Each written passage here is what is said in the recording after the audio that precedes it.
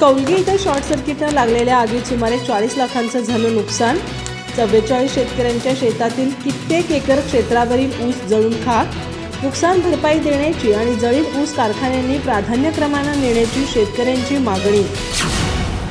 गडिंग्लज तालुक्यातील कौलगी इथं काल गुरुवारी शॉर्ट सर्किटनं लागलेल्या आगीत कित्येक क्षेत्रावरील ऊस जळून खाक झाला। दुपारी 2च्या सुमारास लागलेली आग सायंकाळ झाली तरी आटोक्यात आणता आली नव्हती। यामध्ये 44 शेतकऱ्यांच्या शेतातील ऊसाचं अतोनात नुकसान झालंय।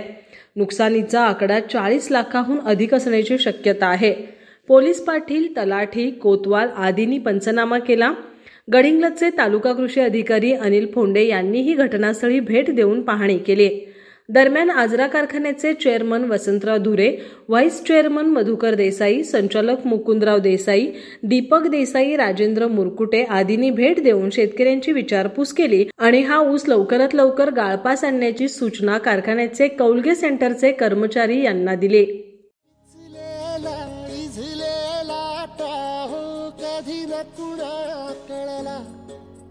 तळमळलीस तू कारपुनी हिरवा पदर तुझा जळला। छळ केला पिढी जात तुझा ग उखडून वनराई। अपराध किती झाले पण